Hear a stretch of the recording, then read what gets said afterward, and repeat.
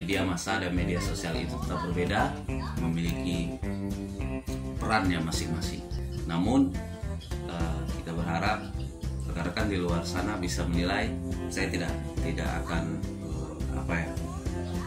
menyatakan bahwa media sosial telah begini bla bla, tidak, karena platform yang kita gunakan saat ini, yang kita tonton ini juga adalah media sosial.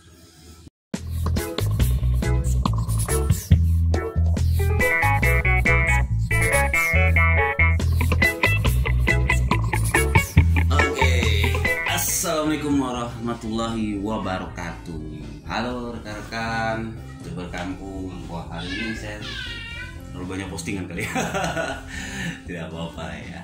Ini diiringi dengan suara-suara yang ada di kiri dan kanan gitu, suara anak, suara lagu gitu. Banyak deh. Suara saya bagaimana ya? Terdengarkah? Mudah-mudahan terdengarlah dengan baik ya. Baik. Kali ini mungkin yang ingin saya bicarakan adalah terkait banyaknya pertanyaan. Banyak pertanyaan yang datang kepada saya. Mungkin bertanya kepada saya selaku penggiat media atau pelaku media atau seorang wartawan. Juga terkait pertanyaan itu datang kepada saya selaku pemimpin organisasi kewartawanan, yaitu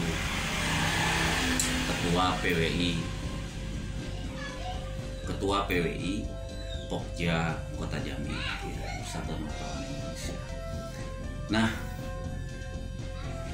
terkait banyaknya pertanyaan tersebut, tentunya ini menjadi pemikiran saya. Gitu ya. Tapi di sini saya tidak mengajari abang-abang yang di luar sana, ayu-ayu, kakak-kakak, para tua tengganai saya, tentunya mohon maaf gitu ya, izin dan salam hormat kalau nanti dalam hal yang saya bahas ini adalah mungkin tidak tepat gitu ya, tapi mohon dikoreksi. Tapi saya hanya berbagi pengetahuan saja, berbagi pengalaman ya, mungkin selama saya di dalam dunia jurnalistik gitu. Nah, saya wartawan pemula, namun saya menjumpai dua generasi ya, atau dua kondisi lah mungkin lebih tepatnya.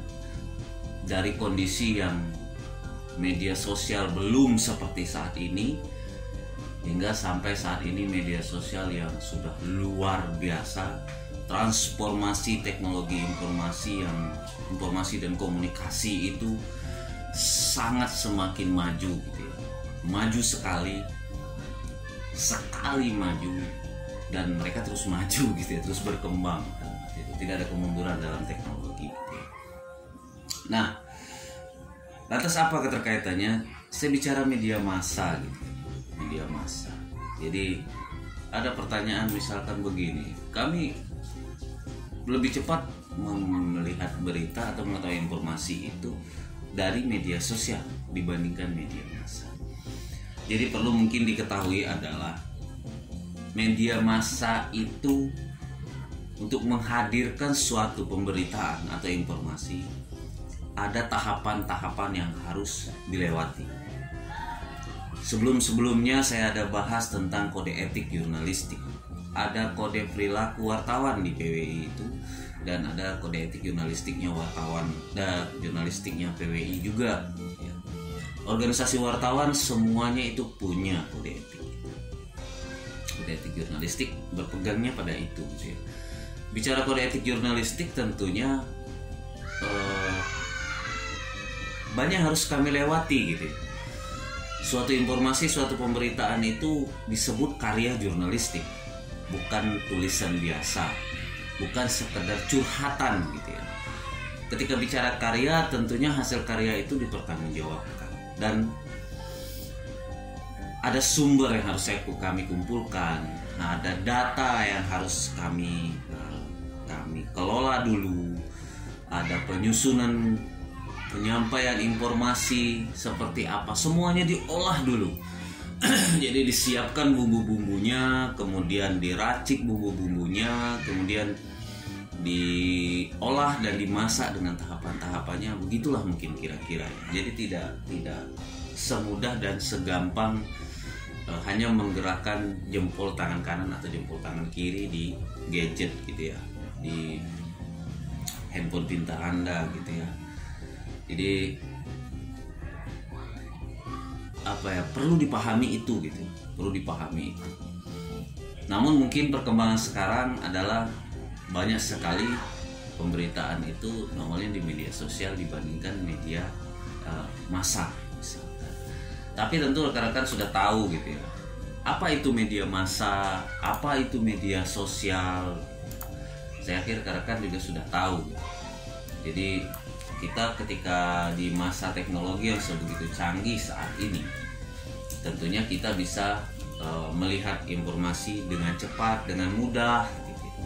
Media sosial adalah sebuah media dalam jaringan yang digunakan satu sama lain, di mana para penggunanya bisa dengan mudah berpartisipasi, berinteraksi, berbagi, dan menciptakan isi blog di jaring sosial, wiki, forum, dan dunia virtual tanpa dibatasi ruang dan waktu.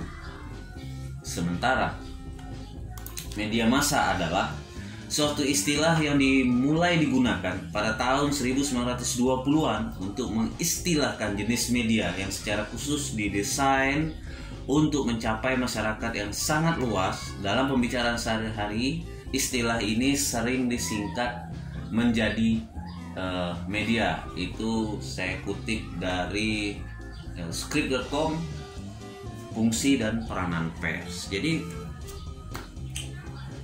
ada tentunya perbedaan antara media massa dengan media sosial. Jadi mana yang lebih baik? Saya rasa dua-duanya baik. Tinggal adalah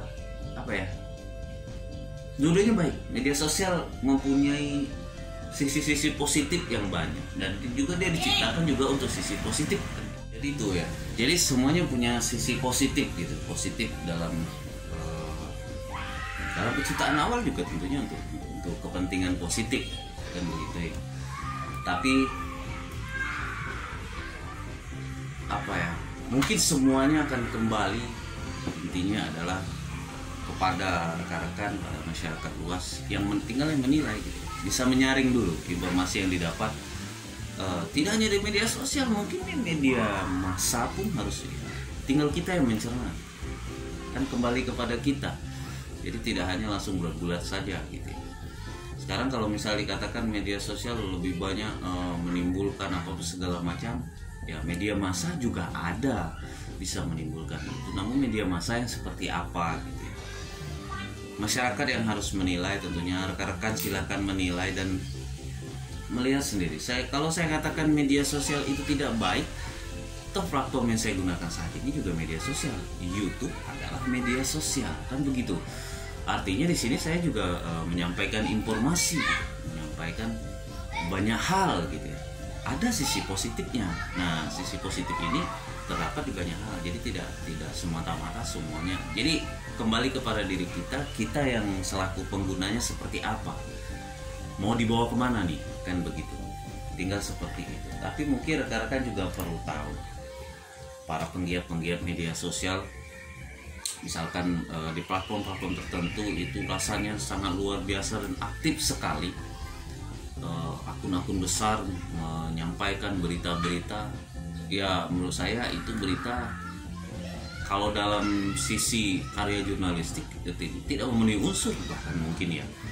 Kalau memenuhi unsur kan butuh proses tadi, butuh pengolahan gitu ya.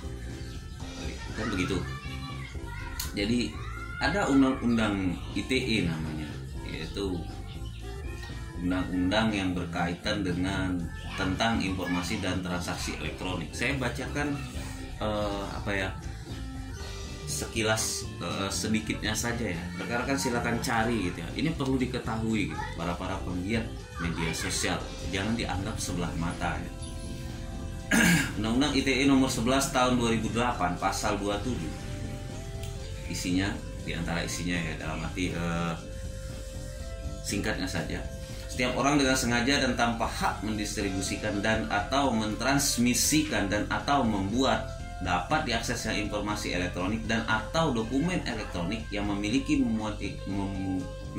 muatan penghinaan dan atau pencemaran nama baik. Kemudian kalau tadi pasal apa ini, pasal 27 ya, saya melihatnya ada pasal 2 yang saya bacakan ini tidak banyak, pasal 27, 28, 29, pasal 27, 28, 29, 30, 31. Di pasal 28, bunyi pasal 28 ayat 2 adalah setiap orang dengan sengaja dan tanpa hak menyebarkan informasi yang ditujukan untuk menimbulkan rasa kebencian atau permusuhan individu dan atau kelompok masyarakat tertentu berdasarkan atas suku, agama, ras, dan antar golongan atau sara.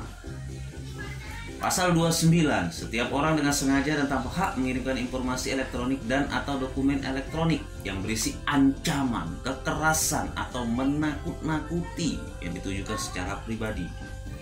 Pasal 30, setiap orang dengan sengaja dan tanpa hak atau melawan hukum mengakses komputer dan atau setiap orang dengan sengaja dan tanpa hak atau melawan hukum melakukan intersepsi atau penyadapan atas informasi elektronik dan atau dokumen elektronik dalam suatu komputer dan atau sistem elektronik tertentu milik orang lain. Pasal 31, setiap orang dengan sengaja tanpa hak atau melawan hukum melakukan intersepsi dan penyadapan atas informasi elektronik dan atau dokumen elektronik dalam satu komputer sistem elektronik. Nah, itu beberapa saja ya. Undang-undang ITE itu tidak hanya itu. Jadi ini adalah Undang-Undang ITE nomor 11 tahun 2008. Saat ini juga ada Undang-Undang ITE Undang-Undang nomor 19 tahun 2016 tentang perubahan atas Undang-Undang nomor 11 tahun 2008. Jadi rekan-rekan para penggiat media sosial, kita harus lebih bijak dan arif ya dalam menggunakan media sosial, terutama anak-anak penggiat yang benar-benar, mohon maaf, mencari penghasilan di media sosial. Jadi hati-hati dan ya rekan-rekan wartawan media massa ya tetaplah berada dalam koridor, jangan sampai kita harus menabrak aturan-aturan, harus melepaskan kode etik jurnalistik yang telah diatur ya itu jubahnya kita, itu mahkotanya kita selaku wartawan.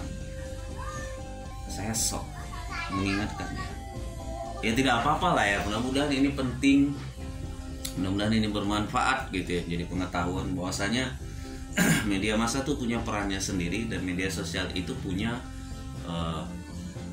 manfaatnya tersendiri. Masing-masing punya manfaat, memiliki nilai positif. Namun jika Anda melihat suatu informasi tidak hanya di media sosial, jangan hanya dilihat secara gamblang saja, namun media massa juga begitu. Lihat apakah benar, ada sumbernya, berimbang peristiwanya. Itu karya-karya jurnalistik yang kembali kepada masyarakatnya untuk menilai. Dan rekan-rekan penggiat media sosial waspada, ada hukum yang jelas di dalam undang-undang ITE gitu ya. Pengambilan karya dan segala macam itu banyak, jadi perlu dipahami gitu ya. Jempol Anda bisa membunuh.